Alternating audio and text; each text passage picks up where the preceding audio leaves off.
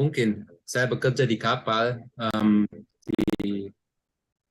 di Australia, dan itu menjadi pengalaman yang sangat-sangat berharga untuk saya. Oh, I see.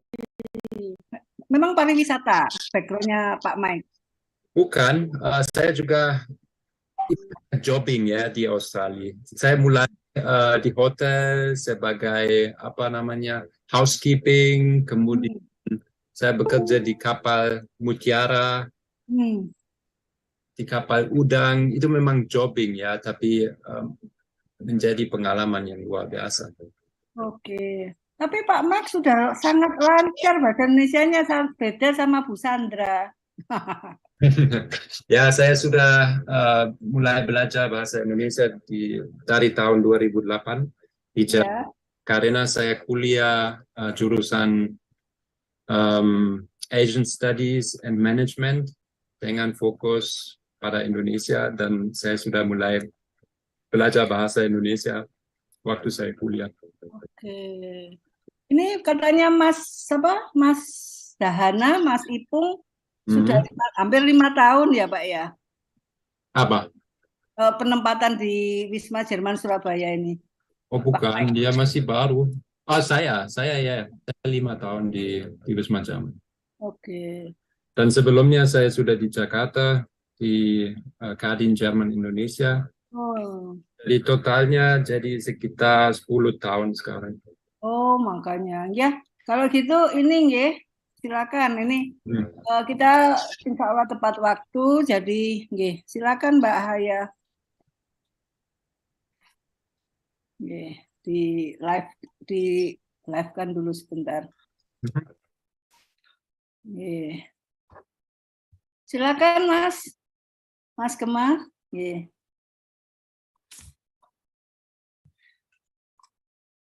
Assalamualaikum warahmatullahi wabarakatuh. Salam. Good afternoon for participant of discussion class Akademiabiliti. Good afternoon to our guest, Mr. Mike Nuber. Thank you. Good afternoon. Welcome to our forum. Many thanks to Harian Surya, who is relaying our class in Harian Surya YouTube channel and Tribun News Jawa Timur. For our class today, we will discuss about getting to know about German culture,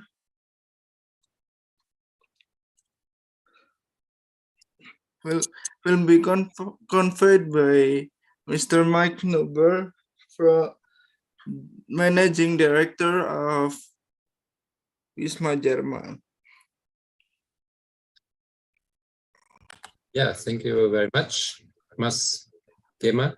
I am Gema Fikriansyah. You can call me Gema. I will be a moderator for today's class.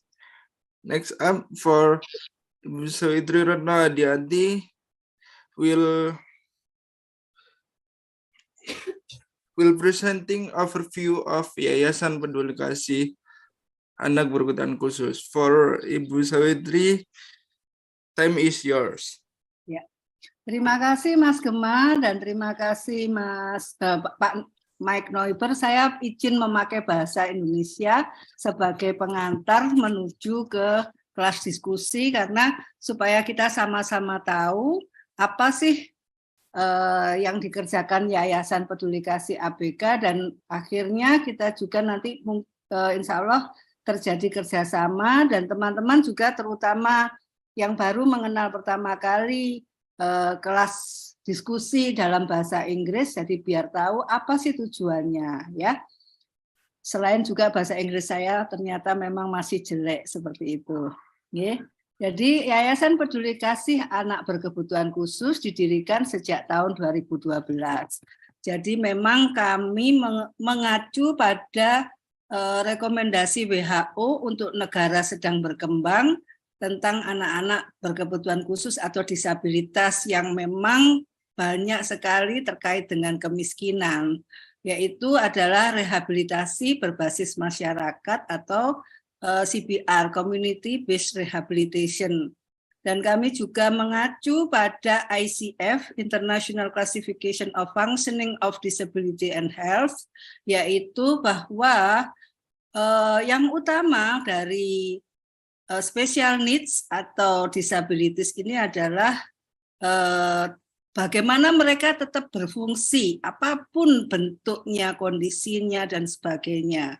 Jadi supaya mereka bisa berfungsi atau bermanfaat itu ada 3, yaitu yang pertama sistem atau strukturnya diubah, maksudnya struktur dalam tubuh anak itu dikoreksi dengan operasi dan macam-macam, biarlah para teman-teman yang spesialis gitu ya, yang memang profesional yang terkait dengan itu, atau sistemnya diubah, biarlah itu para pejabat atau para pemerintah seperti itu. Tapi untuk masyarakat yang utama adalah bagaimana supaya special needs ini menjadi bisa berpartisipasi, dilibatkan dan terlibat dalam kegiatan apapun. Dan yang ketiga adalah mereka tetap aktif. Jadi oleh karena itu visi yayasan adalah mendukung partisipasi aktif ABK melalui peran orang tua. Jadi yang utama nomor 1 adalah orang tua dulu agar bisa menerima apapun kondisi anaknya dan akhirnya bisa mengoptimalkan potensi, pasti setiap orang ada potensinya. Yang kedua, bagaimana masyarakat itu bisa memahami dan saling bantu. Jadi Zoom ini salah satu tujuan dari misi kedua. Yang ketiga, bagaimana ABK ini bisa berpartisipasi aktif, bisa terlibat. Kami memberi kesempatan kepada teman-teman yang berkebutuhan khusus untuk bisa, terutama yang verbal ya, yang verbal dan bisa baca lancar, untuk bisa menjadi host ya, supaya berani speak up. Akhirnya menjadi advokat untuk dirinya sendiri dan alhamdulillah dalam perjalanannya teman-teman ini yang jadi host ini ternyata bisa juga menjadi bahasa Inggrisnya lancar. Kita latih juga beberapa bulan seperti itu dan alhamdulillah bisa lancar dan ya memang sebelumnya mereka juga belajar bahasa Inggris pastinya kan. Jadi kita juga memberi kesempatan kepada mereka untuk menjadi host atau moderator dengan teman-teman atau narasumber yang ya paling tidak native speaker lah, tapi yang bisa bahasa Indonesia. Jadi supaya kalau ada macet ya, tapi ini bisa dibantu gitu ya. Tapi ini kan menjadi pengalaman yang berharga buat mereka. Dan karena banyak sekali sekarang ini informasi beasiswa untuk teman-teman jalur khusus disabilitas. Jadi kalau tidak dipersiapkan, alangkah sayangnya, apalagi seperti Mas Gema ini, beliau sebentar lagi lulus, gitu. Jadi banyak, mungkin juga Pak Mike di sini dalam hal ini mungkin bisa memberi informasi selain budaya Jerman, mungkin pendidikan ABK di sana atau layanan di sana dan terjadi saling memberian informasi seperti itu. Yang keempat tentu saja karena Yayasan Peduli Kasih Anak Berkebutuhan Khusus ini kita terutama fokusnya adalah dari keluarga kurang mampu, maka kami ingin memberdayakan ekonomi keluarga dengan anak berkebutuhan khusus ya, terutama kualitas hidupnya.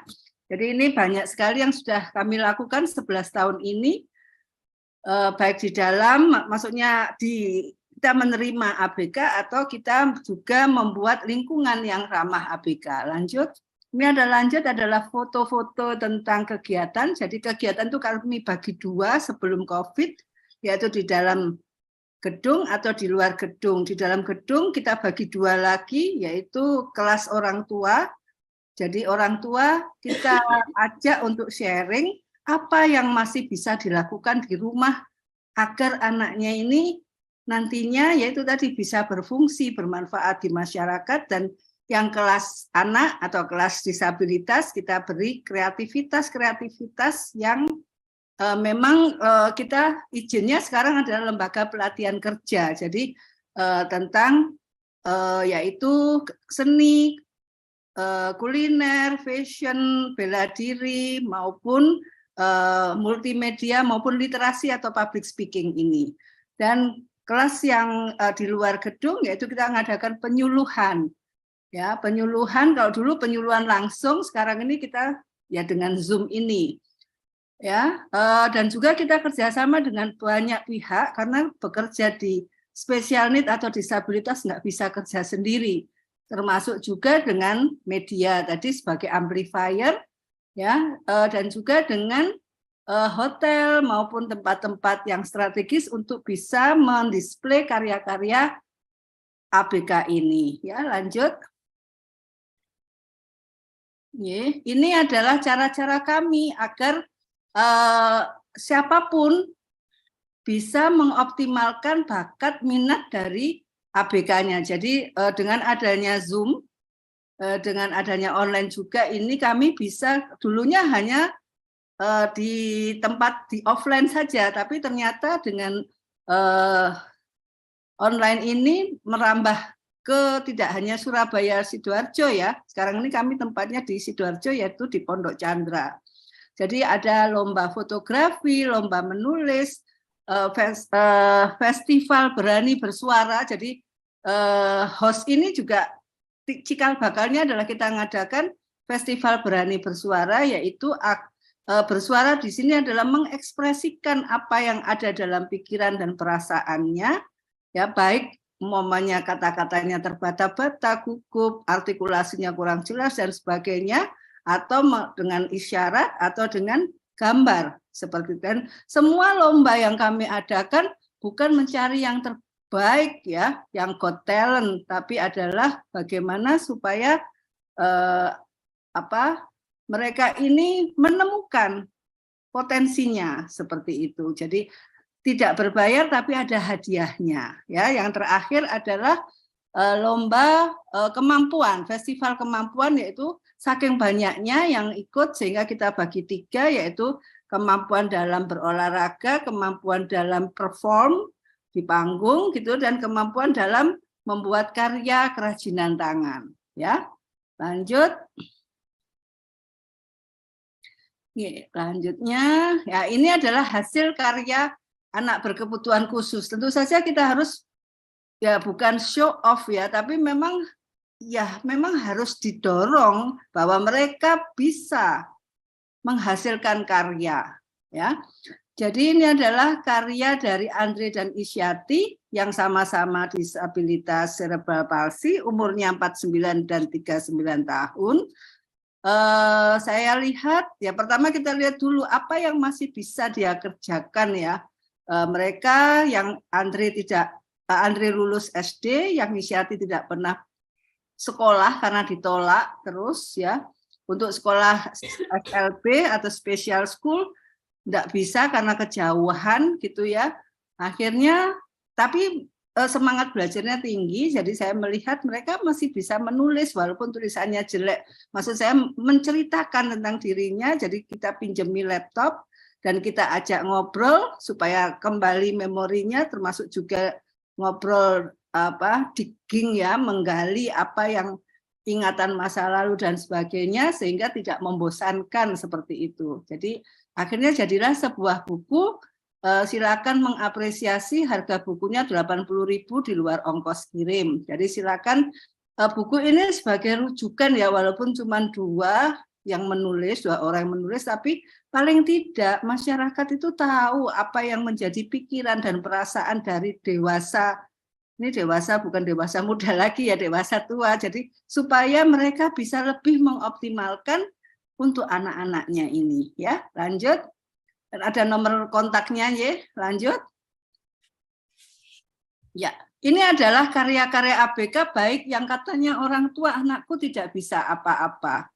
Jadi kami mencoba menggali apa yang namanya kita sebut co-creativity. Jadi kreativitas bersama antara anak. Jadi pertama mereka kita biarkan mencoret apapun coretan setiap anak adalah khas. Apapun, biarpun dia bukan ABK atau ABK dan sebagainya, umur berapapun, dia pasti khas si anak itu. Ya, terus akhirnya karena kita berniat untuk menjual, dan kita alhamdulillah ada spray yang diberi oleh hotel, kita potong sebesar kertas HVS seperti itu, anak-anak mencoret di situ pakai spidol kain dan sebagainya. Dan lanjutnya adalah dengan bantuan dari crafter, ya kita minta tolong crafter untuk mempercantik dengan bantuan orang tua dari anak tersebut, dan jadilah seperti ini. Contohnya bantalan kursi, ya, seperti ini, atau ditaruh di kaos, ya, atau di tote bag dan sebagainya. Dan ini alhamdulillah kemarin kita mengikuti UMKM, lomba UMKM Small Middle Enterprise gitu ya, menjadi juara 1 se-Indonesia dari program Bangga namanya, yang dilaksanakan oleh Permata Bank maupun Precious One. Dan oleh karena itu kami juga alhamdulillah mendapat kesempatan untuk buka lapak selama Natal atau Desember di Shangri-La. Sabtu Minggu seperti sudah 2 tahun ini. Dan kemudian kita juga mendapat kerjasama dari Ibis Hotel Surabaya City Center. Jadi di situ karya-karya ini dipajang seperti ini. Jadi silakan teman-teman untuk mengapresiasi, ada nomor kontak yang bisa dihubungi. Ya, lanjut.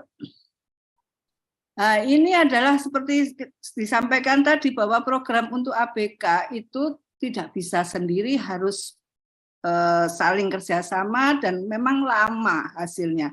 Jadi alhamdulillah kami sudah mendapat rumah di Pondok Chandra, Jalan Manggis Tengah 3, T127, dekat Juanda, Pak Mike. Jadi ini jadi sudah ada, cuman masih belum ada sarana prasarana yang mendukung. Jadi silakan teman-teman untuk donasi ataupun menjadi volunteer di sini ya, volunteer untuk untuk orang tua atau kelas orang tua atau kelas anak tersebut. Ada nomor rekening yayasan. Ya, lanjut. Karena kami ini gratis layanannya, kami tentu harus pandai cari uang. Ya, maksud saya cari uang yang untuk operasional atau untuk pengembangan program dan sebagainya. Maka untuk itu kami bekerja sama dengan namanya KBIH, Kelompok Bimbingan Haji Indonesia, yang mengadakan paket umroh maupun haji. Ya, pilgrim seperti itu. Jadi silakan teman-teman, ini sebetulnya program umroh haji biasa. Jadi siapapun boleh ikut, ya, Muslim tentunya, dan baik ABK maupun tidak. Cuman kami memberi kesempatan ABK untuk bisa umroh, ya, tentu didampingi keluarga, harga tetap sama, ya, didampingi keluarga. Atau kalau memang tidak ada, kita juga kan kerjasama dengan Ustadz yang ada di Nusa Tenggara Timur dalam program kurban. Kita kerjasama dengan mereka ternyata belum pernah haji, ya. Ada yang sudah umroh dan sebagainya, nanti bisa didampingi dengan sebelumnya nanti terjadi seperti briefing dan sebagainya. Jadi silakan teman-teman untuk ya umrohlah di sini. This is about Germany or about pilgrim? Oh, ya. Jadi ada yang bertanya, apakah ini Germany? Ini memang kami memberi informasi, bagaimanapun kan yayasan juga perlu bekerja sama dengan banyak pihak. Ini hanya sekedar informasi apa yang dilakukan oleh yayasan untuk bisa sustained, ya, walaupun gratis. Seperti itu, Mbak. Nih, Mbak siapa ini ya? Tadi namanya Mbak Mita. Ya, terima kasih. Ini masih bahasa Indonesia, Mbak, ya, daripada saya ngomongnya belepotan. Lanjut, jadi ada program-program, silakan teman-teman mensaksamai. Lanjut, Mbak. Jadi bisa dilihat di IG @YPedulikasiABK, ya. Ya, lanjut. Oke, ya. Dan di sini kita mengadakan kita memang untuk tim ya, kita membutuhkan tim terutama untuk staff sales marketing untuk produk-produk yayasan. Memang berat supaya bisa hidup ya, bisa sustained.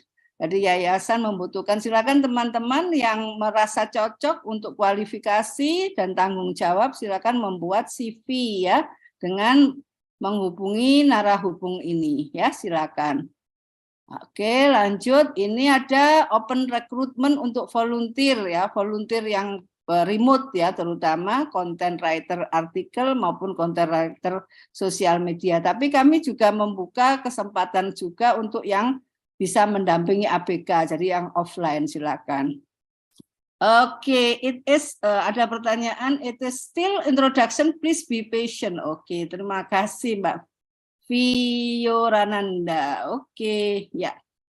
Ini memang ini Mbak Mita bertanya, apakah ini webinar kerja atau sekolah? Jadi rasanya bukan salah join, Mbak. Kita memang memberi informasi pada keluarga-keluarga dengan ABK atau siapapun tentang kerja maupun sekolah, terutama di Jerman saat ini, karena informasinya saat ini tentang Jerman.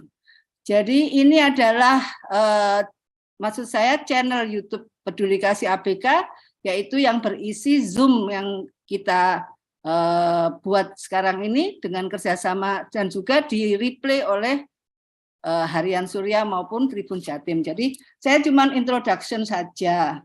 Lanjut Mas Gema, silakan. Terima kasih Pak Mike juga. Ya, terima kasih.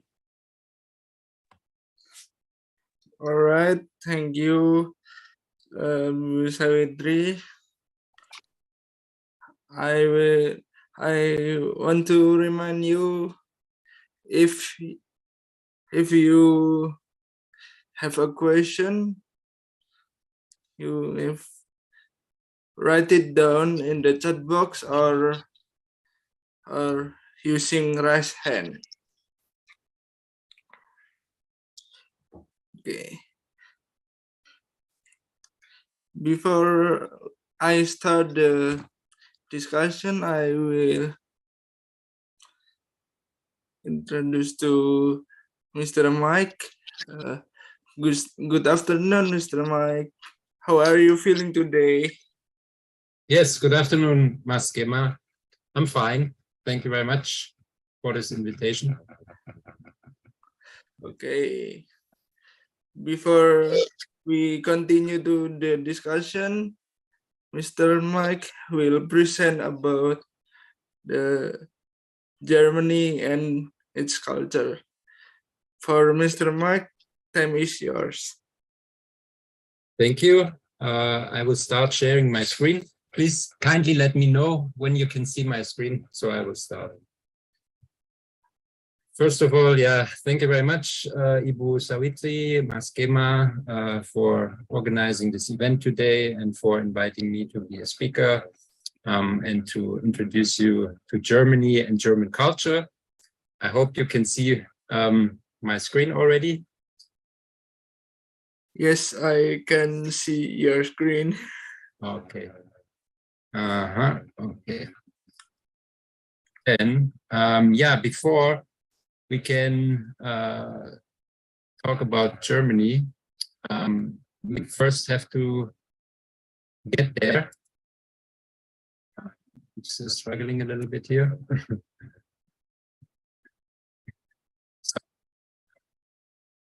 So first we have to find where Germany is actually. Germany, as you can see, far away from Indonesia. If we would take a car, it would take us almost 300 hours. Fortunately, we do not have to take a car. We can fly. And the flight time from Indonesia to Germany is about 14-15 hours. With one stopover usually. And then we will finally at some point arrive in Germany. So then, welcome to Germany. As you can see, Germany is located in the middle of Europe, like right at the heart, especially of Western Europe. and it is surrounded by 9 countries, which makes it an ideal starting point to explore Europe. Yeah. The German language is the second most used language in the European Union after English, and it is spoken in, as you can see here, in many different countries. Some of them even have it as their official language, such as Switzerland and Austria, obviously. But as you can see, even in Poland, France, or in Belgium and in Holland, many people can speak the German language. Germany is much smaller than Indonesia, and we only have a fraction of the population of Indonesia. As you can see, the population of Germany is about 84 million, and the population density is at 233 people per square kilometer. If we compare this with Indonesia, in Indonesia, the population density is 144 people per square kilometer. So the population density in Germany is higher on a national level. But when we look at Java in particular, Java has one of the highest population densities in the world with 1,100 people per square kilometer. Yeah. So you might get an idea how Germany looks. Germany is a democracy since 1949 and is a parliamentary federal republic with 16 federal states. And those federal states have some kind of autonomy in several fields, such as education, where I will talk about it a little bit later in more detail. Germany itself is highly diverse, actually, and offers landscapes and cityscapes. As you can see here, Germany doesn't have many large cities, yeah, compared to Indonesia.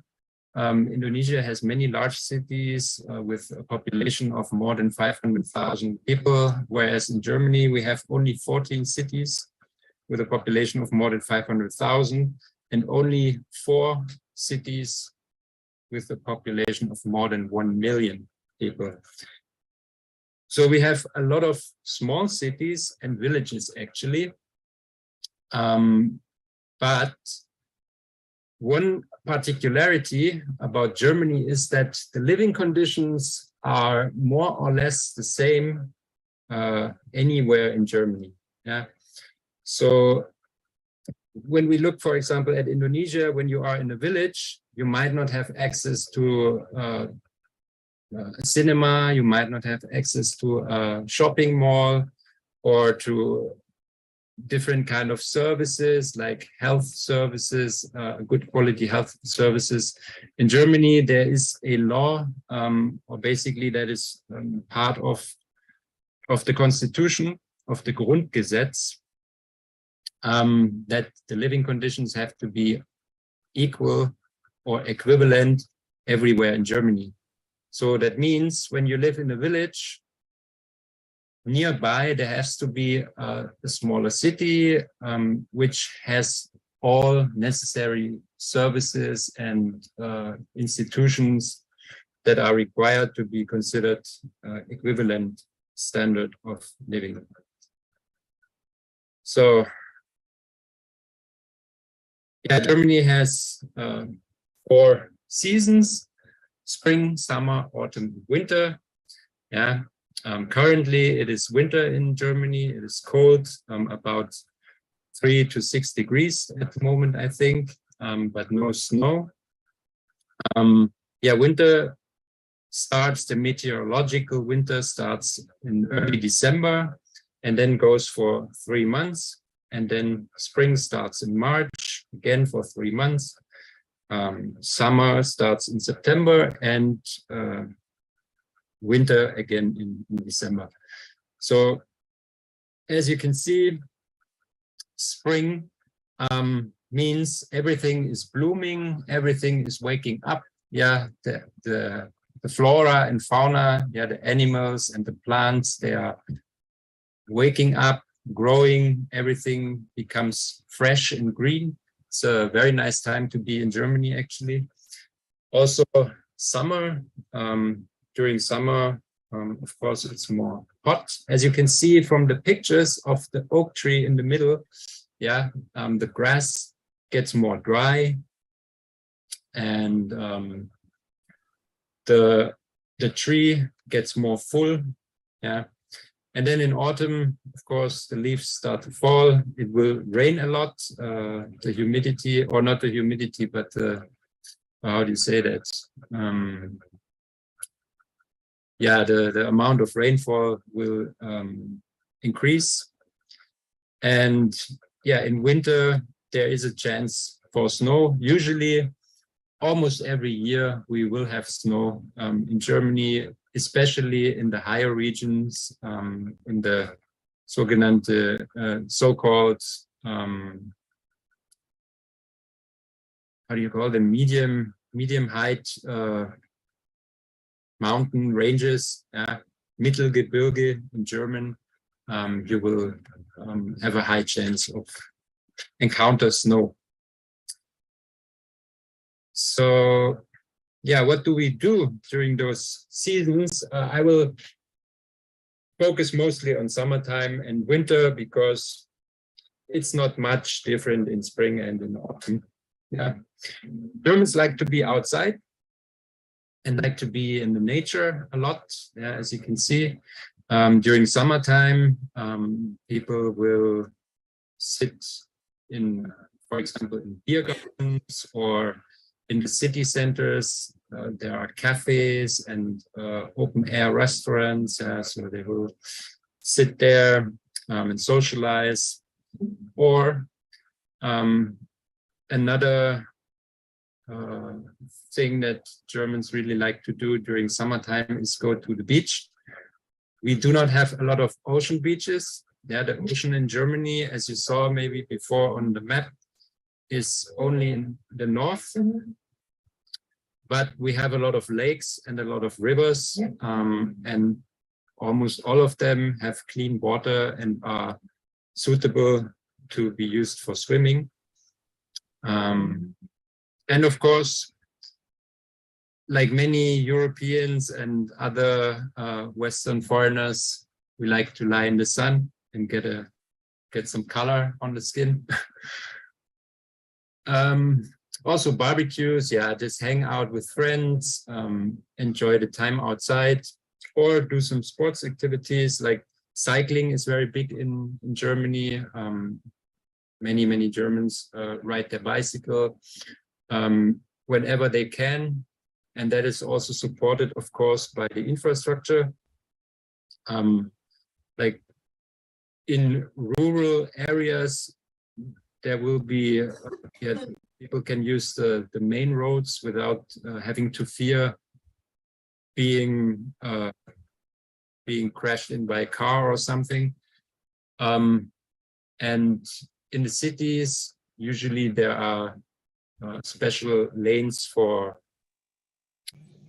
bicycles or other means of transportation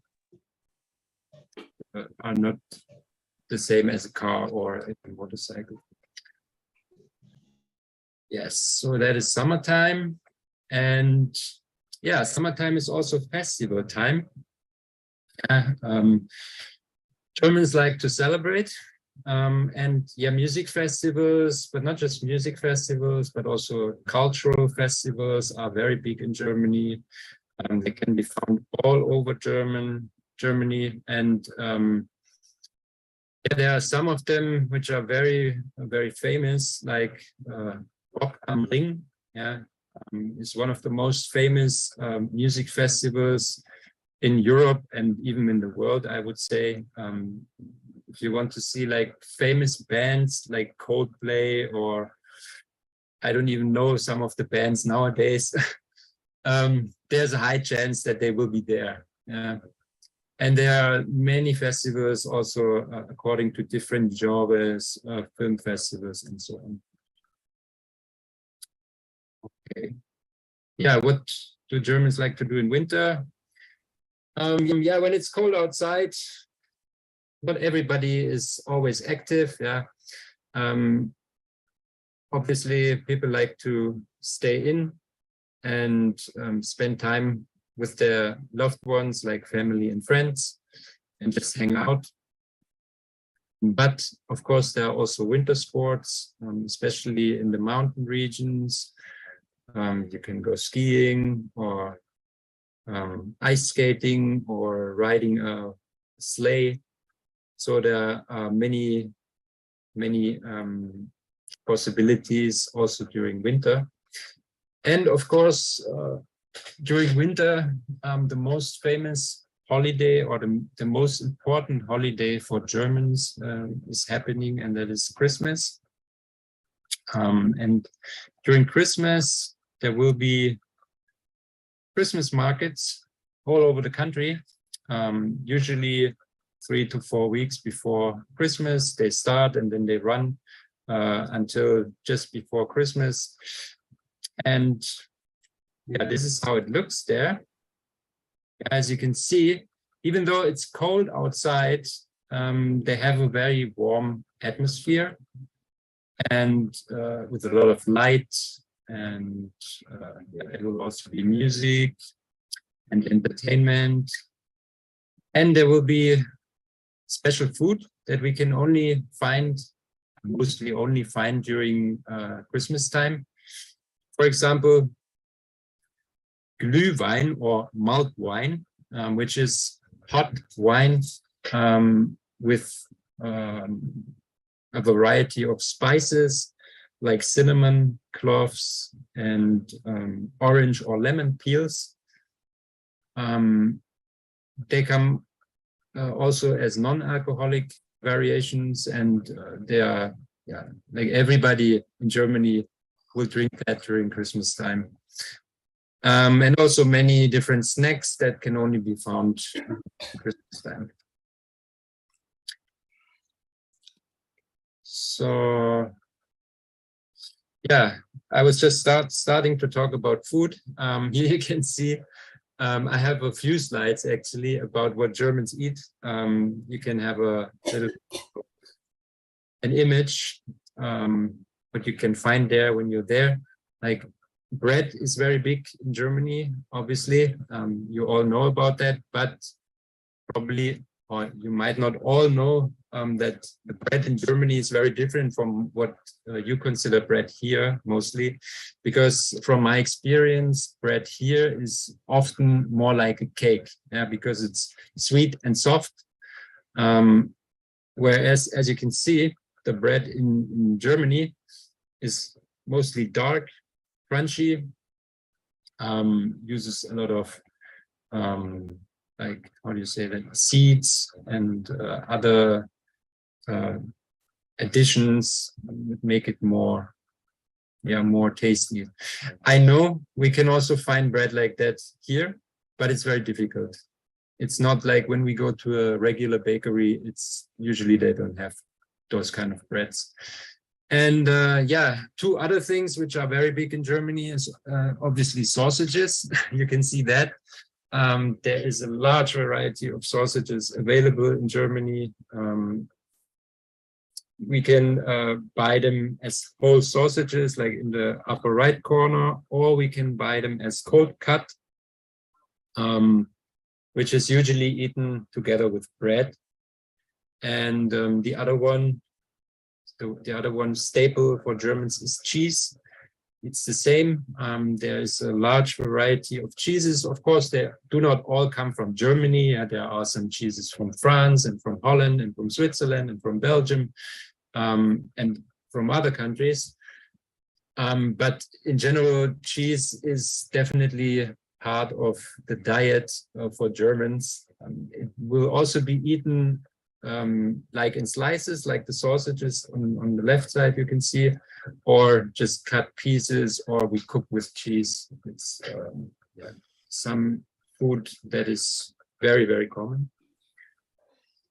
Here again, more sausages, as you can see.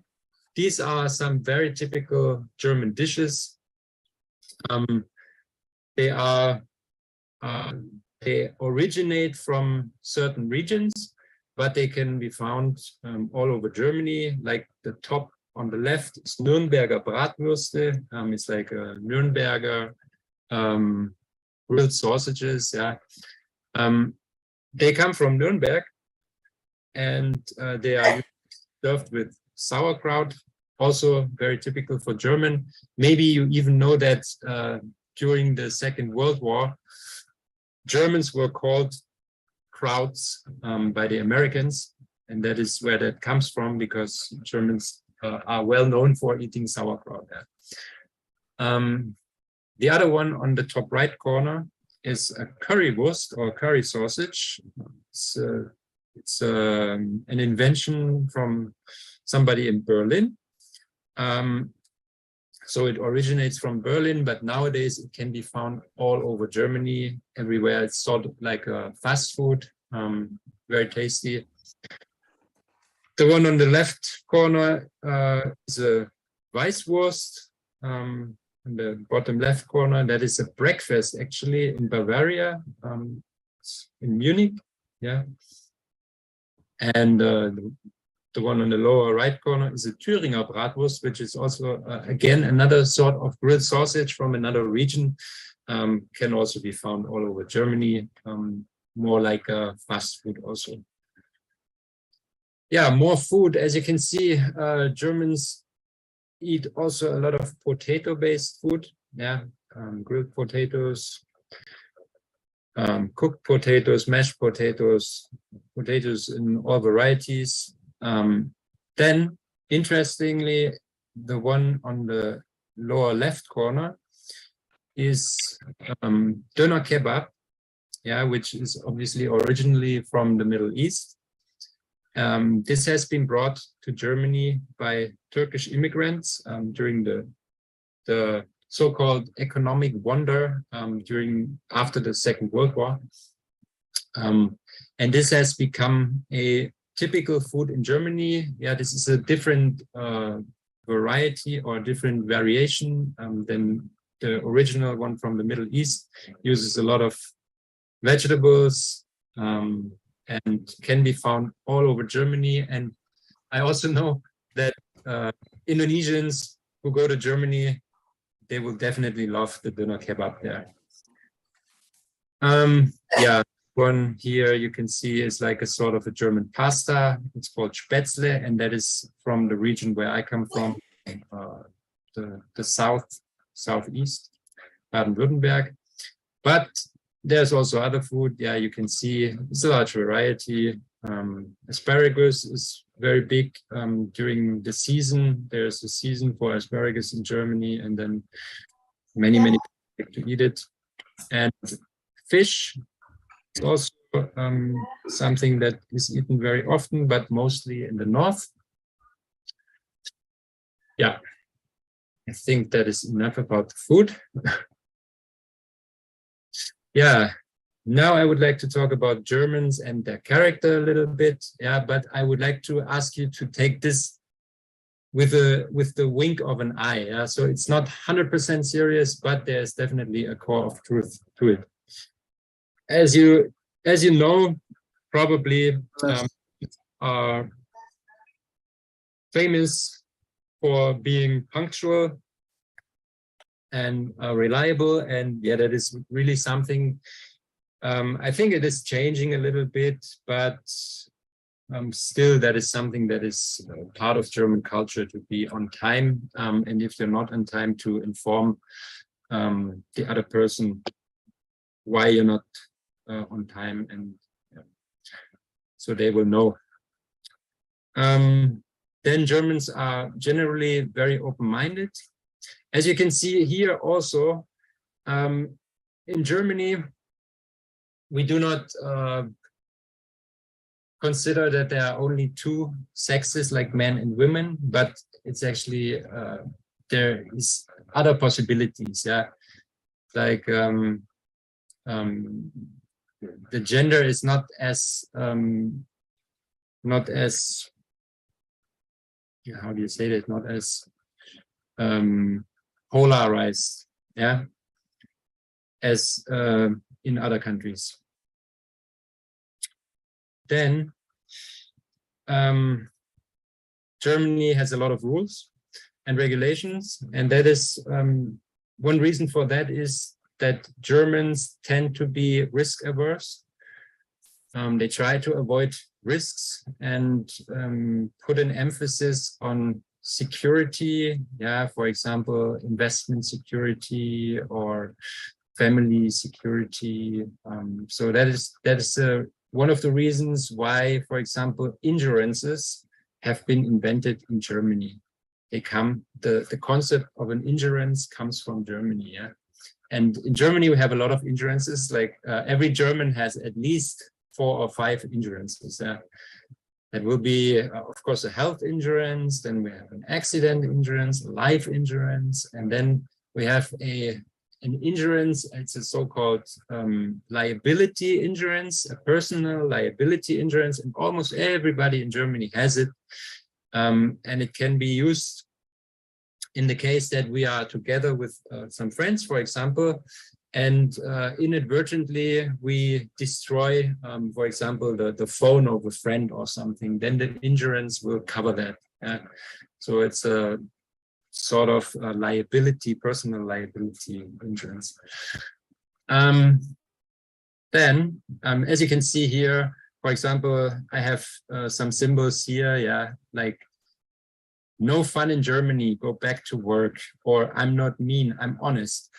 These are some characteristics of Germans. They might be considered rude by people from outside, but it's actually not being rude. It's just the way of communicating. For example, I'm not mean, I'm honest. That means Germans have a very direct style of communicating. Yeah, they will say what they mean and will not talk around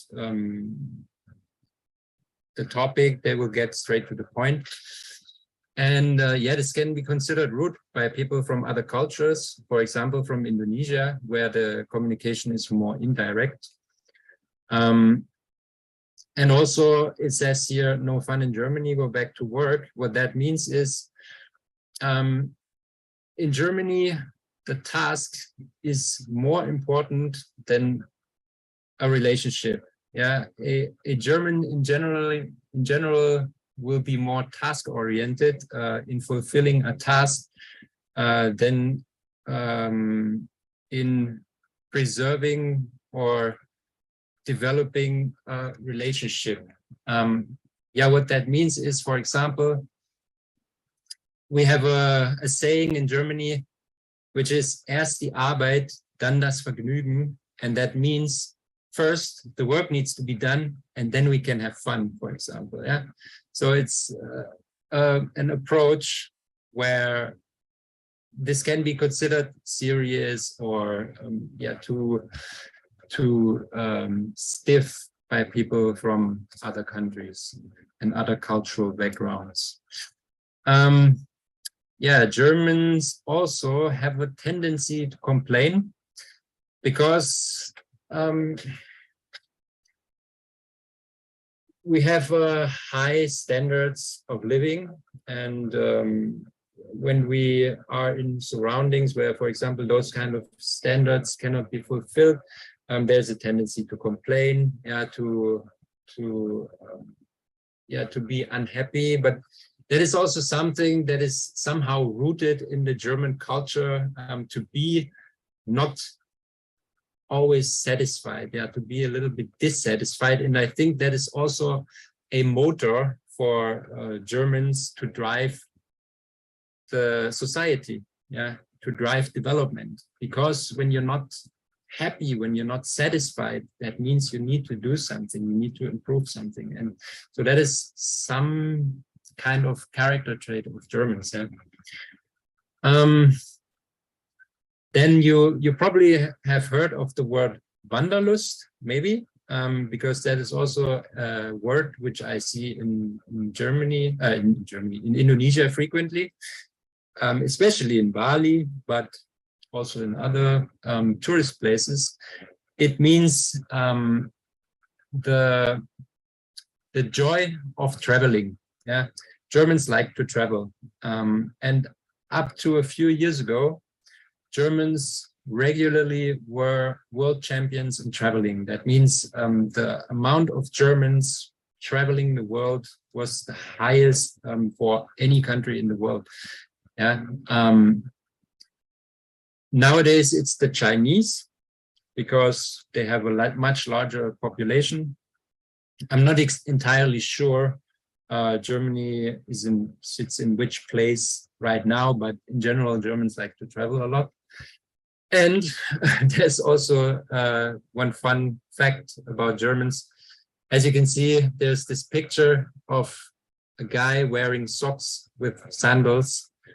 Yeah, that is something, especially people from outside of Germany will think about Germans like that. Yeah. And there's a high chance when you are in Bali or in any other tourist place and you see a foreigner wearing sandals and socks like this, it might be a German. Okay, so this is a little bit about German characteristics. Now, yeah, as you can see here, what is typical for Germany from our perspective? We have a very much developed waste separation and waste management system in Germany. Yeah.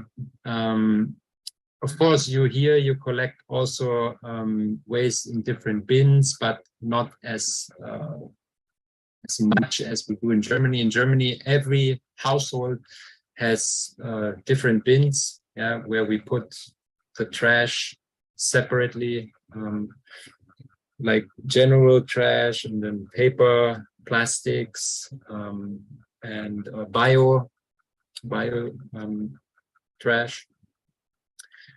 But also above that, there are also collection points for other kind of waste, like as you can see here in the upper right corner, glass will be collected according to the color, and on the lower screen, and you can see the cans. Yeah, they are also being collected. Some of them in a container, just like the glass containers, but some of them will also be collected at stores and will be exchanged for a deposit. As the same with the bottles, as you can see on the upper screen end. Yeah. Usually when we buy something to drink in a plastic or glass bottle, we will have to pay a deposit. And then we can bring back the bottle or a can, for example, back to the store, or not just to the store where we bought it, but to almost every other store. So it makes it easy. Yeah. And then we will get our deposit back.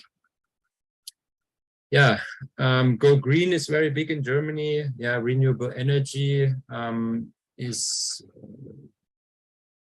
yeah, I think Germany is one of the leading renewable energy countries in the world, especially in solar power and bioenergy.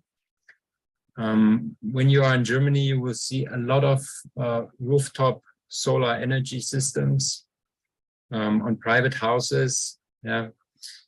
But also when you are in a more rural area, you will also see a lot of biogas plants.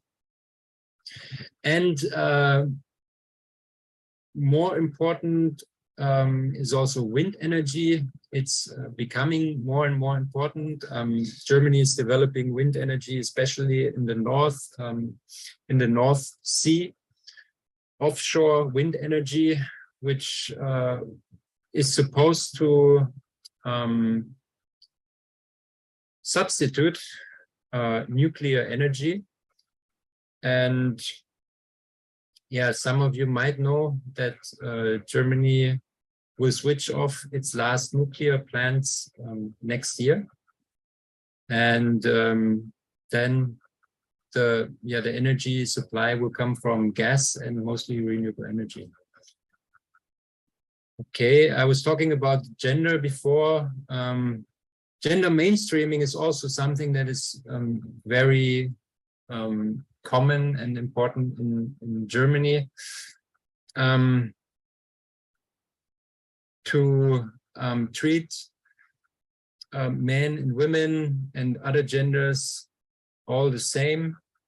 This is also mirrored in our language. As you can see, here on the top left corner, in Germany we have female or feminine and masculine words. Almost every noun has a masculine and a feminine form. But in order to not discriminate nowadays, as part of gender mainstreaming, we have to use them all at the same time. So even if we, when we talk about a particular group, like for example, teachers, in English we say the teachers, and we know it's feminine and male, or female and male teachers, But in German, nowadays we use substitute words, or we have to use the feminine and the masculine word in order not to discriminate. So it's very important. These are some things that you probably also know. Germany is famous for the Autobahn, the famous highway, where you can, in certain spots, you can actually drive your car without any speed limit. That is also why some of the richest people bring their cars to Germany just to drive their cars at the highest speed possible. So that is, is infrastructure in Germany. Then, of course, we have famous car brands. Germans are among the discoverers and inventors of cars. You know Mercedes-Benz, obviously, and Carl Benz is actually considered, the person who developed the first Mercedes-Benz is considered as the inventor of the automobile. And then the Otto engine, maybe you heard of that as well. It's the Otto motor. And the diesel is also, it's the name of a German, Rudolf Diesel, who invented the diesel engine. So obviously the car industry is very big. We have Mercedes, we have Audi, BMW, Porsche, BMW, or Volkswagen and Opel. These are the most famous brands, I would say, German brands. Then Germans like soccer. Soccer is the national sport. Many Germans are crazy about it. And Bundesliga is among the prime soccer leagues in the world. And I'm sure some of you also follow it and like some of the German football clubs.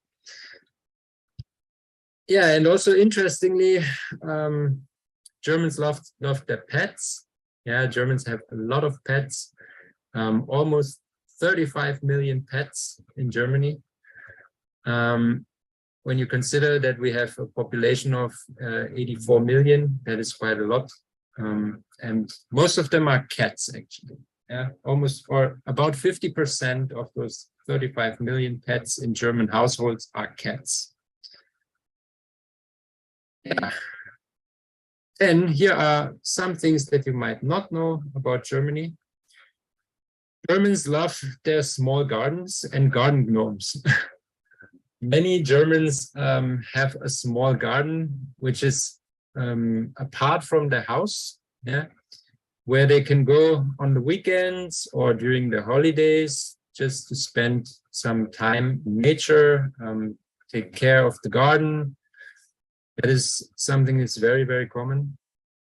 And garden gnomes, I don't know where that comes from, to be honest, but it's something that is very German, to have garden gnomes, not just in the garden, but also in the household. Cuckoo clocks are also something which can be considered very German, yeah. But actually, they only originate from one area in Germany, from the Schwarzwald. But I'm sure you have seen them. Yeah, then what you might not know is also that Germany has many nude beaches. Yeah, it's yeah, where people will go to the beach without wearing clothes. It's quite common.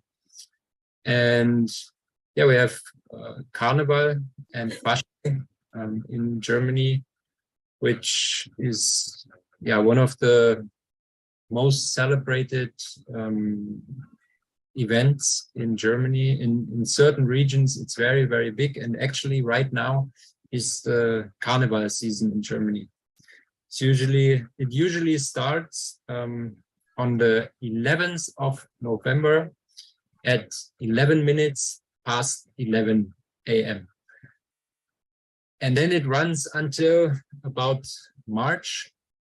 And the highlight of this Carnival season is usually in February or March, because it differs from year to year. Yeah, and you can see people will dress up and just celebrate together, have a good time. And then there is also something I'm sure you know, very typical for Germany is the Oktoberfest. It's the largest people's party in the world.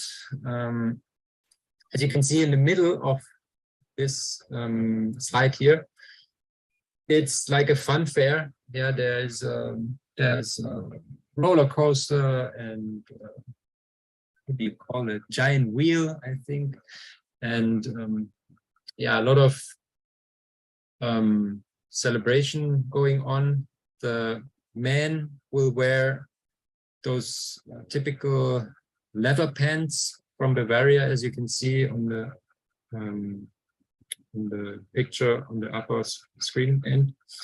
And the women will wear traditional dresses called Dirndl. And people will drink a lot of beer.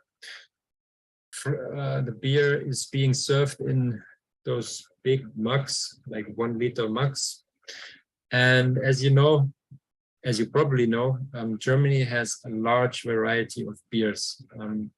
Here in Indonesia, there are not that many different kind of beers. In Germany, we have thousands, because many small villages or small cities, they have their own brewery.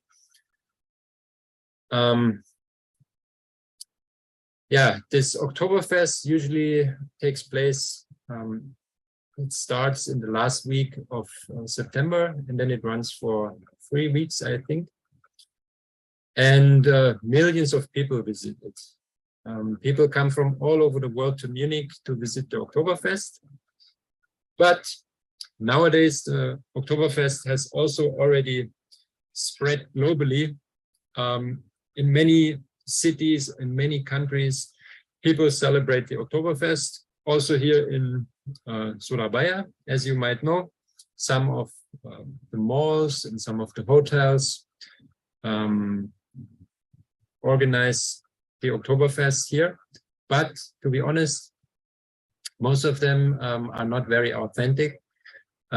We from Wisma Jerman, we also organize the Oktoberfest, and I think we can say our Oktoberfest is the most authentic that we can find in Surabaya. Okay. Yeah, then I want to talk a little bit about traffic in Germany. Like I said before, people in Germany often use the bicycle, and the infrastructure supports that very much. And we can only find very few motorbikes. Most of the people will use cars, but also many inner cities nowadays make it difficult for cars to be in the city. The requirements for cars to be used in the city are becoming very strict, so that people have to use public transport. And the public transport system is highly integrated, and there are many different forms of public transport. Like we have a bus system in every city, and the bus also runs to the villages, and we have underground railroads, trams, and intercity trains, many different kinds of public transportation. And we have a lot of rules, as you can see here, what I said before already. And on the contrary to Indonesia, when you break the rules, the traffic rules especially, you will get fined. There are many speed cameras, even on small roads and in villages, and people will get fined and can lose their license rather quickly in Germany. So now I talked a lot about Germany and also about Germans before, but it's not so easy to say, okay, this is the typical German, because Germany, as I said before, is highly diverse. And nowadays we have also a lot of people with a migration background in Germany. As you can see, in 2019, about 26% of the population had a migration background. They came from another country at some point in their lives. That is actually very interesting. And what is more interesting is that of all the people with a migration background, 52% are Germans. They have been born in Germany, but their family comes from another country, and 48% are foreigners. And also, again, what I mentioned before regarding gender equality, as you can see here, in the German parliament, we have a lot of women. 256 members of parliament are women, and 2 of them are transgender.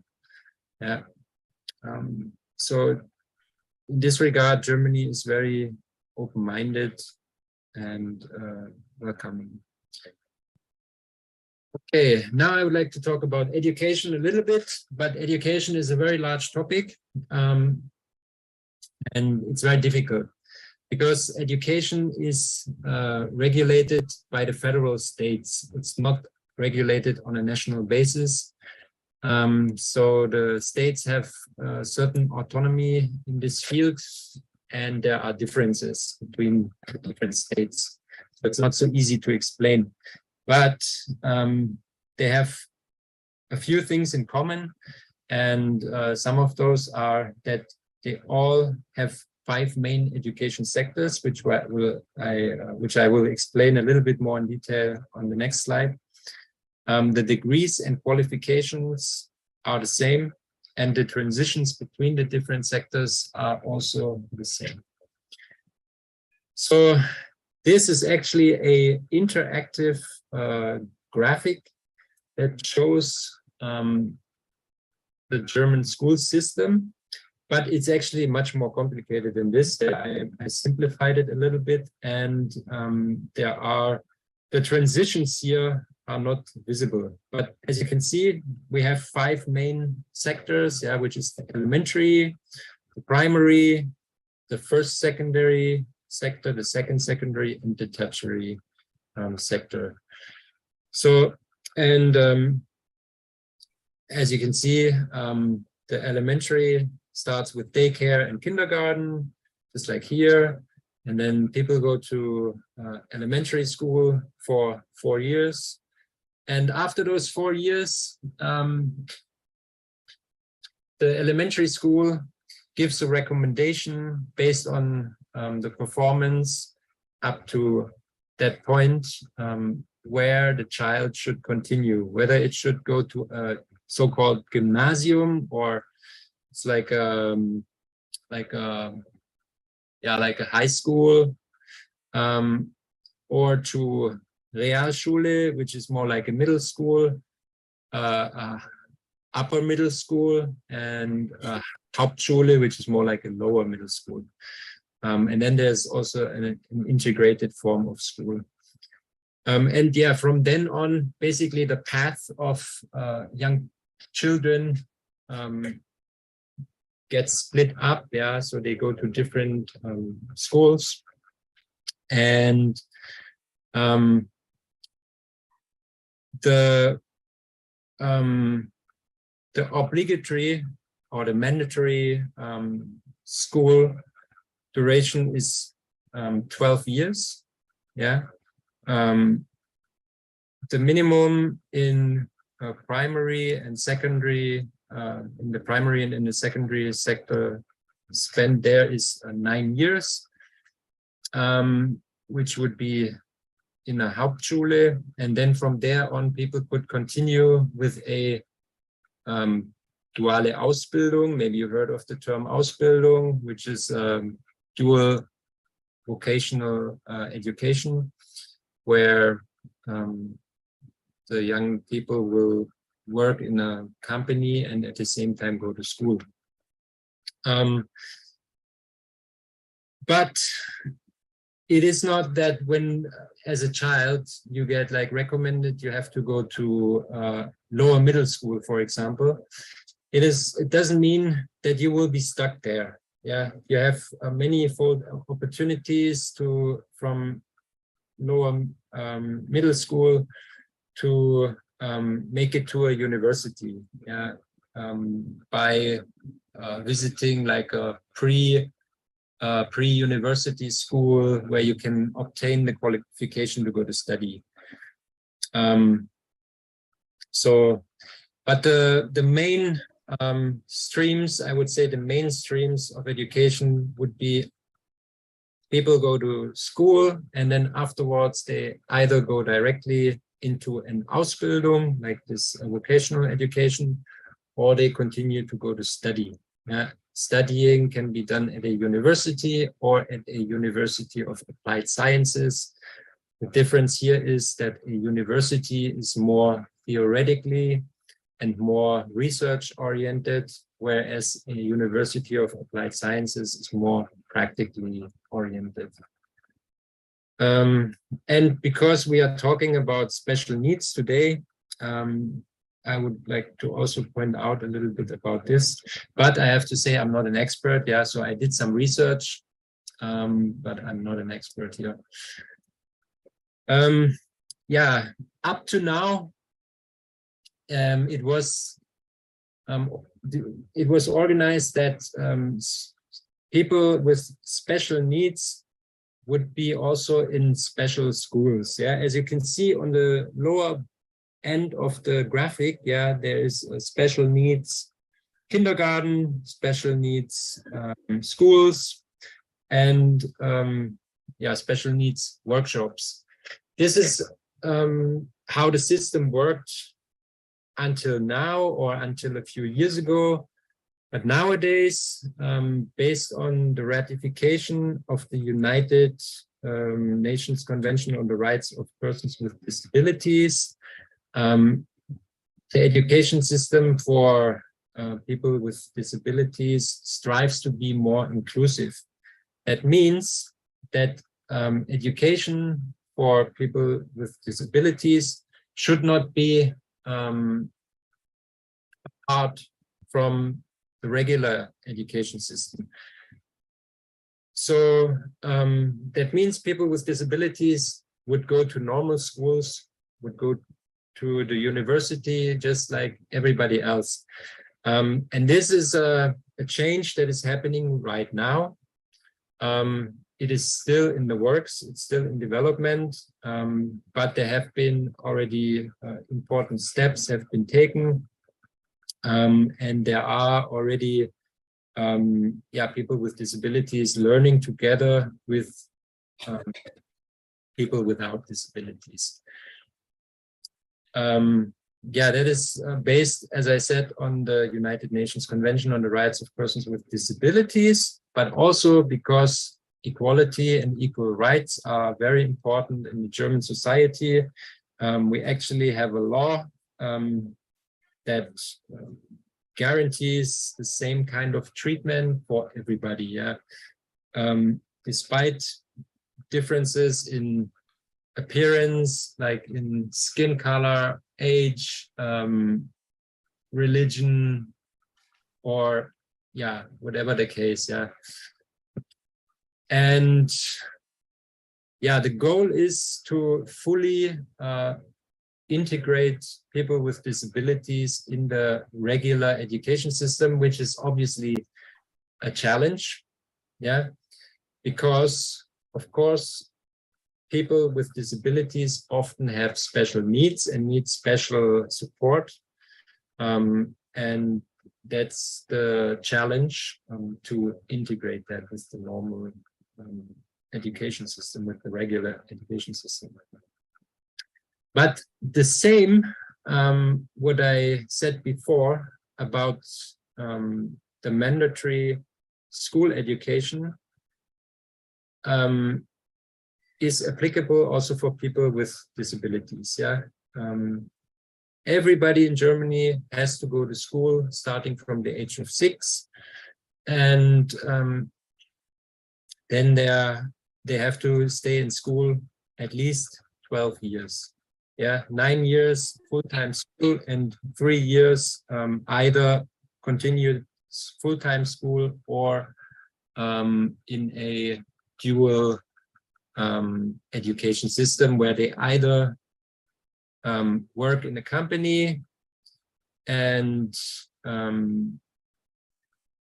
go to vocational school, or they work in a company and go to university. And of course, the goal is employment, full-time employment.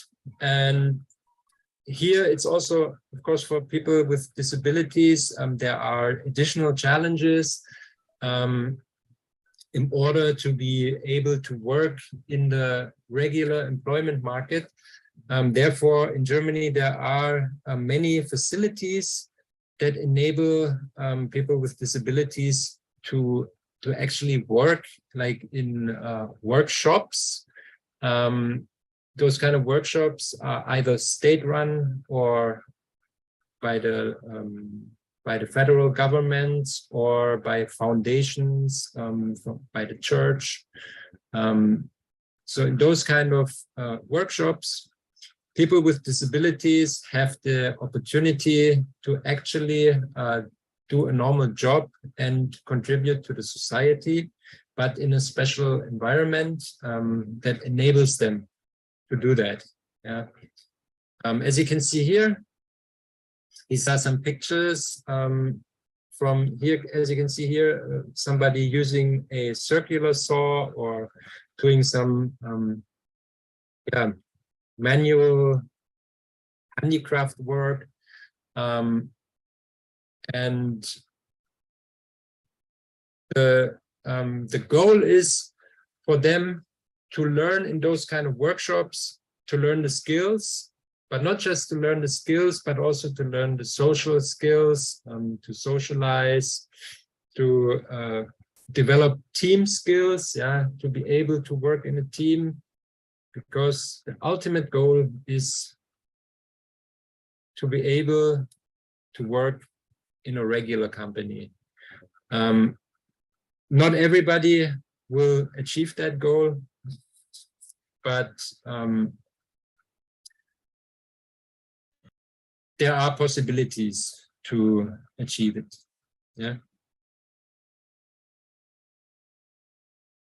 Then I'm coming to the end of my presentation. Maybe you also have a lot of questions.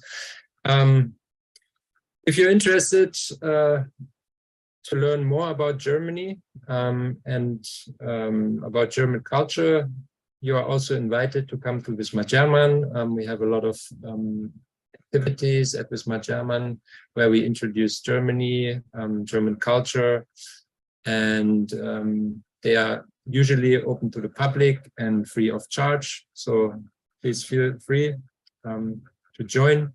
You can also follow our Instagram, Wisma_German.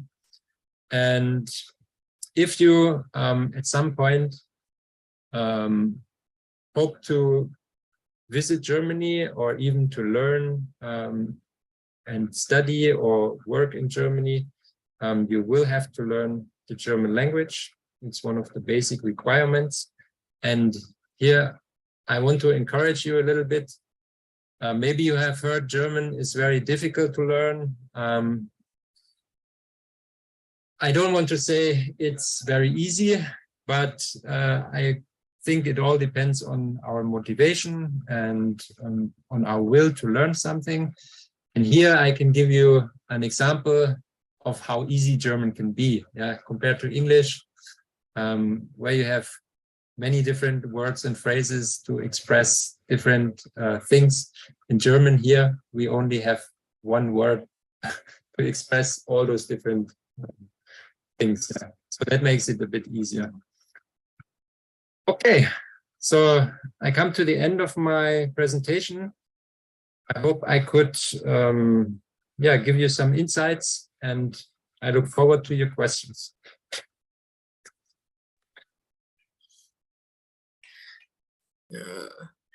Thank you for your presentation, Mr. Mike.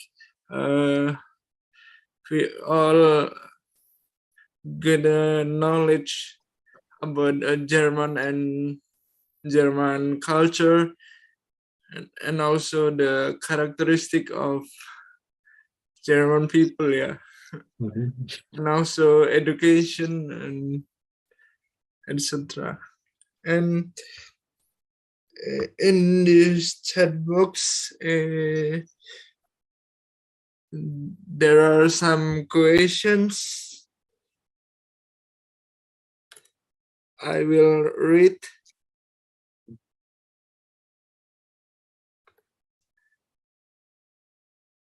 And from Ms. Mita, a question to Mr. Mike. My daughter held A2 at the moment, and now she is in UK, start her foundation year. It is possible for her to apply to direct uni there, or should start with studying code?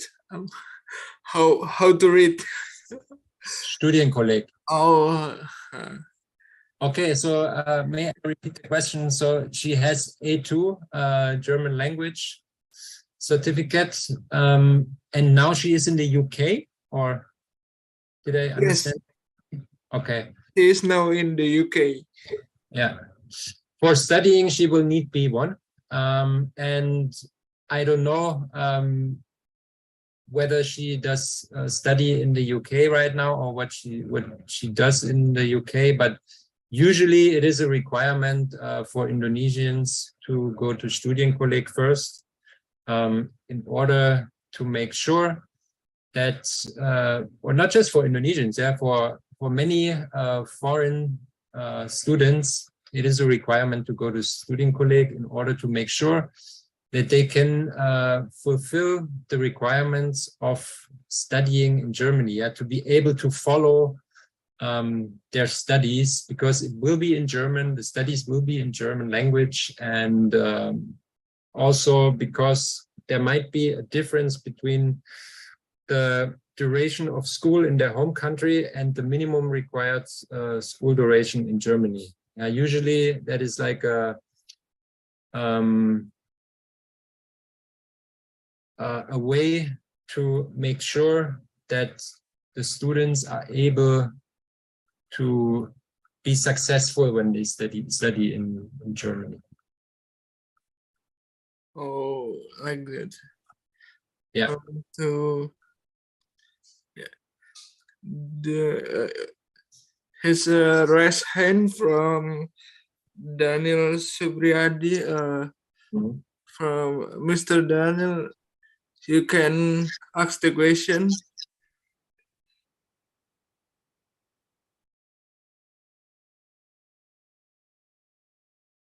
Yeah.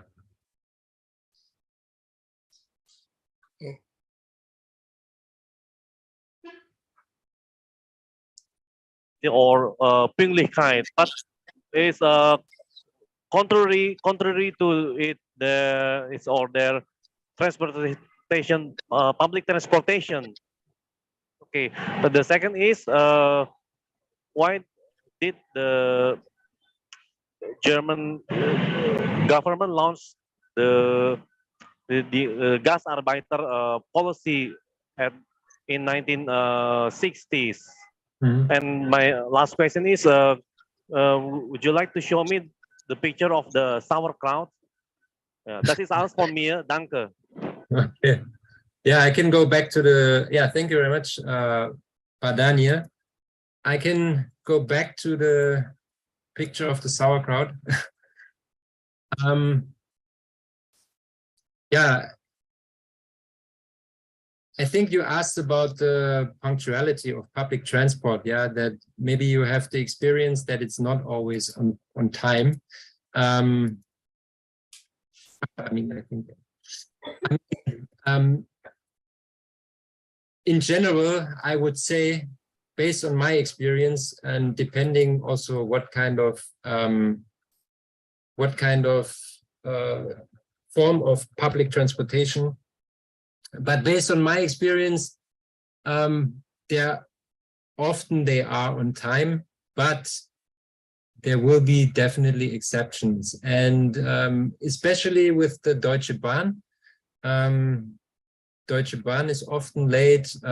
I cannot give you the specific reasons why, because I'm not part of the organization. I don't know, but yeah, it might be management problems, or it might be scheduling issues. I can really only guess here. But for example, when I talk about the bus system in the city where I live, I can really I can depend on the minute. Yeah, the schedule is exact to the minute. The bus will come according as what is written in the schedule. So yeah, I think it depends what form of transportation we're talking about. Also, in big cities, I think sometimes public transportation tends to be late. Yeah, but that might be because of the challenges that a big city transport system brings with it. Yeah, but when I mean, like I said, we find those public transportation systems all over the world, all over Germany, in different environments, and usually I think it's very reliable. Okay, your second question was, I think, about the Gastarbeiter, why Germany enacted the Gastarbeiter policy. Well, I think that was because after the war, Germany did not have enough men, not enough male people to support the economy. And in total, like the German population was decimated, yeah. But because of the Cold War between the Eastern and the Western Bloc, Germany needed to be developed quickly, fast, in order to be able to be how do you say that, a Bollwerk, to be a strong country on the border of the Cold War. Yeah, that was important, and that's why also the economic development in Germany was supported by the Western Alliance. And yeah, that is why Gastarbeiter or guest workers were brought in from Italy, Greece, and Turkey mainly to support the development of the German economy, I think. Yeah, and the sauerkraut, as you can see, here's the picture of the sauerkraut together with the Nürnberger Bratwürste. Did I answer all your questions, Daniel? Ja, alles klar. Alles klar, Okay. Herr Neumann. Danke. Okay. Dankeschön. Ja, bitteschön. Okay. Shall we answer some of the questions in the chat? Yes, in the chat box, there are many questions about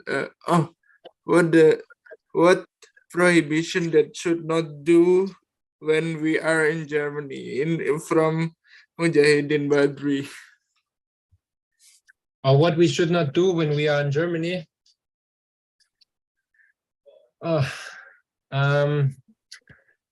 I think, yeah, maybe I can give some advice. Germans tend to have a larger personal space.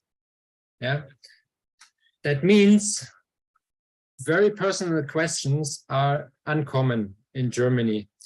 During my studies, when I learned about Indonesia, I got used to personal questions. Yeah, like, are you married? Do you have children? How old are you? Things like that. Those are personal questions that in Indonesia are perfectly fine when we ask them to a stranger.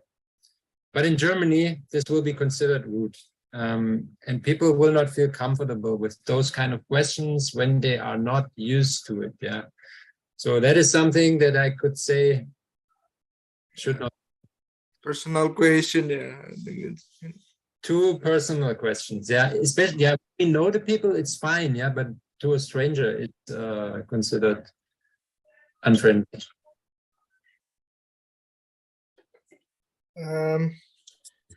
I have a question about reading interest, yeah.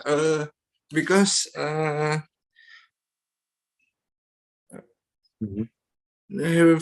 information I have read about Germany, this country have a high grade to reading interest, yeah.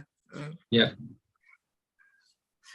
And contrary to Indonesia, according to the survey held by bisa, Indonesia is a country with a low literacy rate. In your opinion, why can Indonesia have a low literacy rate, and how to make Indonesian people love to reading like in German? Yeah, that's a very interesting question. I can only give you my opinion, yeah, because I think there are no right or wrong answers here. Based on my opinion, why Germany has strong interest, or Germans have a strong interest in reading, I think that is something that is based on history. Yeah, because Germany is also known as the country of poets and thinkers or philosophers. Yeah. So I think that is something that is embedded already in German history and German culture.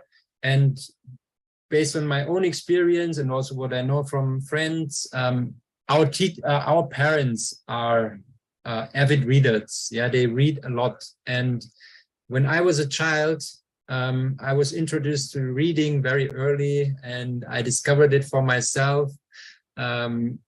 Because when you start reading, it is a way of using your own creativity to create a world. Yeah, like the world in the book you create by yourself, because you do not have it as a movie or as a picture, but it's in written words, and you have to create the image of that by yourself. And the second part is, I think, the education system in Germany fosters the development of creative and critical thinking. And that is maybe something that is in Indonesia still lacking a little bit. Yeah, and especially in the past, it was lacking. Yeah, so the problem might be here that also the older generation in Indonesia does not read a lot. Yeah, and that younger Indonesians also do not read a lot because they do not get it taught by the parents. They do not see it from their parents. Yes. I think that might be get the point. one of the reasons.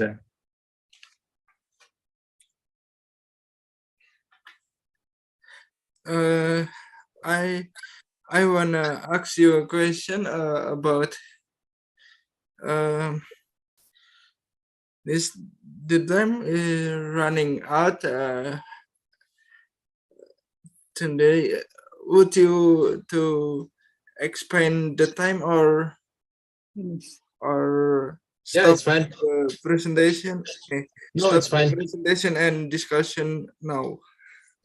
From my side, if there are still questions and still interest, I'm happy to answer the questions. Oh, okay. I just have to turn on the light quickly. 1 minute, because it's getting dark right now here.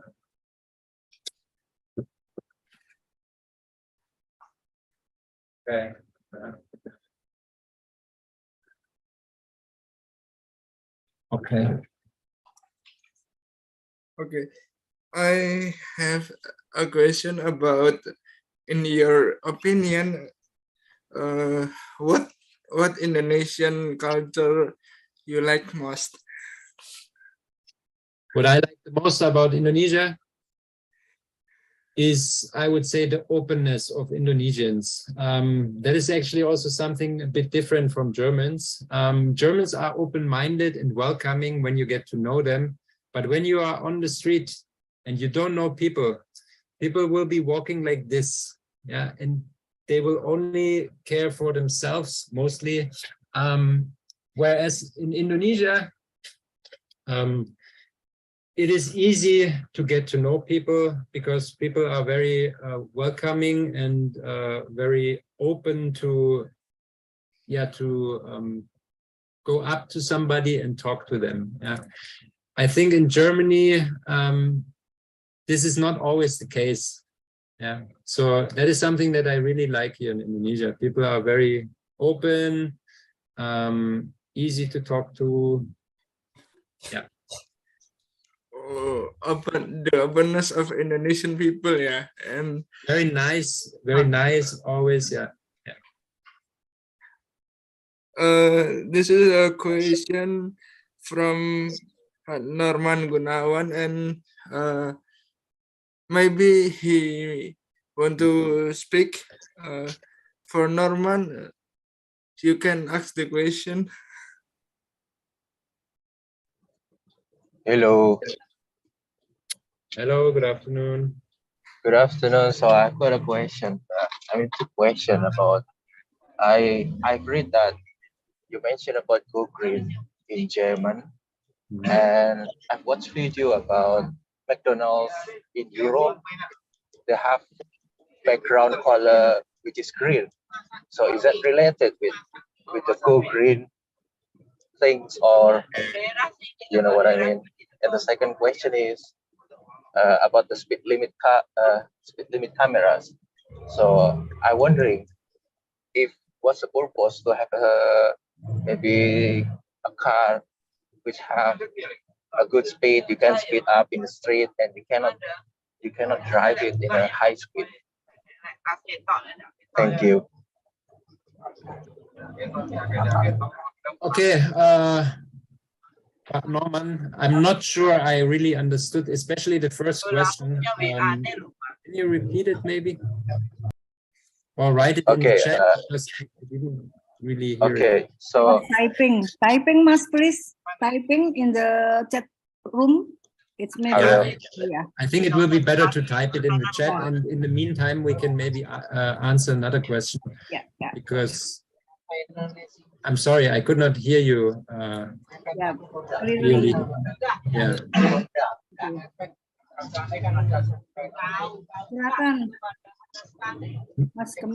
Maybe can I pick a question from the chat? Yeah, it's better. Okay. There's a question from Fioranda Velani asking about Ausbildung, which is dual vocational education in Germany. He or she, I think she, says she's 25 and whether she can do an Ausbildung in Germany. In general, yes, you can. Yeah, I think 25 is also still fine. There are actually no age limitations to doing an Ausbildung, but it will depend on whether you can find a company that will receive you as a trainee when you're age 25. But I think 25 is still fine. When you're closer to 30, then it will get more difficult.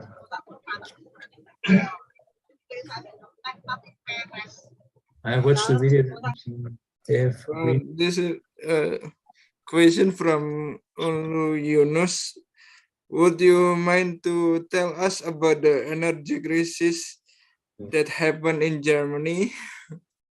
Maybe about the effect of the crisis. Okay.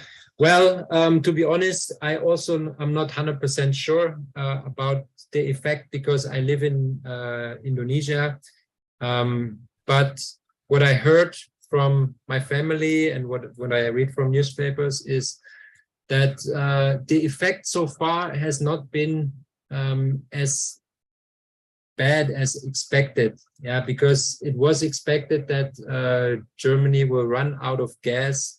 And because Germany doesn't want to buy gas from Russia, so there was a fear that there might be really an energy crisis where there's not enough energy. But apparently the gas supplies, the gas tanks are full. And Germany, I think, has found other sources for gas supply, but nevertheless, the energy crisis has led to price increases for fuel and also for basically everything. Yeah, for daily needs products, for everything has risen in price. And the government has provided a one-time financial support for Germans in order to compensate for the higher energy bill that Germans will face this winter. But like I said, the energy crisis effect is not as bad as expected. So, yeah. That's as far as I know, yeah. The effect of energy crisis is not bad enough, yeah. Yeah, it's bad enough, as bad as feared, actually, because the fear was that really, like in the 70s, you might know in the 70s, there was the oil crisis, where there really was no electricity for several, I think, weeks, for several hours a day in Germany. And that had a very significant effect on the economy, obviously. And this is not the case this time. Okay. Okay, is the second question from Norman Gunawan. Yeah. The second question is, what's the purpose to have high-speed car if there has plenty of speed limit cameras? Yeah, of course. The purpose is for car lovers to be able to drive their car as fast as possible. And in Germany, they can do that in certain stretches of the Autobahn. And also, the recommended speed limit, the recommended speed on the Autobahn is 130, as I think 130, which is already quite fast. In many stretches, you can go faster than that. But when you are in cities or between cities or villages, like shorter distances, then you will find a lot of speed cameras. Also on the Autobahn, when there are speed limitations, obviously there will be speed cameras, but there are also some stretches where you can just go without any limit.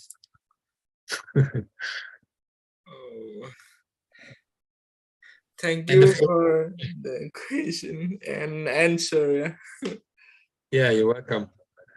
And the first question about McDonald's, I really do not have an idea. That might be because of they go green, or I really don't know why they use a green background in McDonald's. Yeah. There's another interesting question. Maybe I'm allowed to answer that. When we study in Germany, do we have to master another language besides German and English? No, you don't. German is the most important, especially when you study a bachelor's program. Then in almost all cases, you will need German B1 level or B2. And English is not a requirement, actually, for many study programs. But especially when you want to study a master's program, English is more important. And there's also the possibility to study a master's program only in English. Yeah, so you will not have to have German language skills. It's not a requirement. But it's definitely recommended to learn German when you stay there for a longer period of time, because despite Germany being a developed country and being having a good education system and all that, many Germans do not speak English, especially the older ones. People in shops, they might not be able to speak English. So it's not be able to speak English. Sorry? Yes, most German people is not be able to speak English. Yeah, I don't want to say most. Yeah, I mean, many young people nowadays speak English very well, actually, but especially like in the cities. But when you go out of the cities, and for people who aim to do a vocational education like Ausbildung, there is a high chance that they will end up working in a more rural area or in a smaller city, not in a large city, and okay. might not be able to speak English very well. Okay. We come to the end of the session. I so very sorry if I had a mistake during the presentation and the discussion. Thank you for the participants and also for the Mr. Mike for the presentation and the discussion. Thank you. And also I will read the next agenda for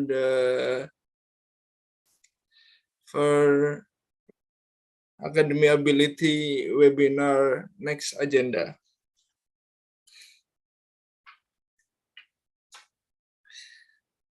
Okay, the schedule is in 22nd February in Wednesday. The theme is inspirasi dewasa berkebutuhan khusus kuliah di luar negeri in Sunday 26th of February 2023. The theme is berdamai dengan gagal, berjuang dengan konsisten. If you interested enough about the topic, you can follow the next agenda of the Webinar Akademiabiliti. And also for those who want to watch again today's webinar, you can watch in the YouTube channel of Yayasan Peduli Kasih ABK or Harian Surya and Tribun News Jawa Timur. Yeah. I am Gema Fikriansyah. I will say thank you very much for your attendance and Assalamualaikum warahmatullahi wabarakatuh. Waalaikumsalam. Terima kasih Pak Mike, terima kasih Mas Gema dan semua. Monggo matur suwun. Thank you very much, Bu Sawitri and Mas Gema. I would also like to thank everybody who was here today for your questions and for your interest. Yeah. And also, if you want to learn more about education in Germany, we will have an online study fair on the 5th of March. Go to our Instagram and can register for that. It's free of charge, open to the public. There you can find information about Ausbildung and studying in Germany. Okay. Thank you very much. Thank you very much. Thank you. Okay, bye-bye. Have a good evening.